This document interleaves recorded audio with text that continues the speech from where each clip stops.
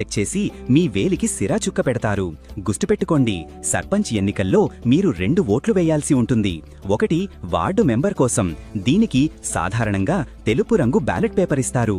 మరొకటి సర్పంచ్ కోసం, దీనికి సాధారణంగా గులాబీ రంగు బ్యాలెట్ పేపర్ ఇస్తారు.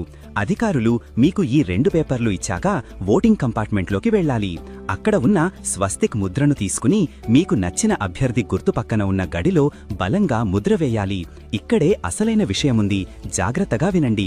ముద్ర వేసిన తరువాత పేపర్ని ఎలా పడితే అలా మడతపెట్టకూడదు. మీరు వేసిన ముద్ర తడి సిరాతో ఉంటుంది. ఒకవేళ మీరు పేపర్ని అడ్డంగా మడతపెడితే ఆ సిరా వెళ్లి వేరే అభ్యర్థి గుర్తు మీద పడే ఛాన్స్ ఉంది.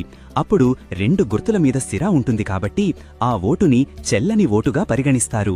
మరి ఏం చెయ్యాలి? మీరు ముద్ర వేసిన తరువాత పేపర్ని నిలువుగా మాత్రమే మడతపెట్టాలి. ఇలా చెయ్యడం వల్ల సిరా అదే గడిలో వెనకవైపు అంటుకుంటుంది తప్ప వేరే గుర్తు మీద పడదు. ఇది చాలా చాలా ముఖ్యం. ఆ తరువాతే బ్యాలెట్ బాక్స్లో వేయాలి.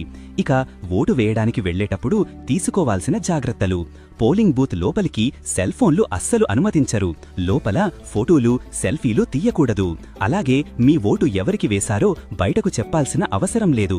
తీసుకెళ్లాల్సిన ఐడి కార్డుల విషయానికొస్తే ఓటరు స్లిప్తో పాటు Aadhaar card, voter ID, driving licence లేదా పాన్ కార్డ్, వీటిలో ఏదో ఒక ఒరిజినల్ ఐడి కార్డు ఖచ్చితంగా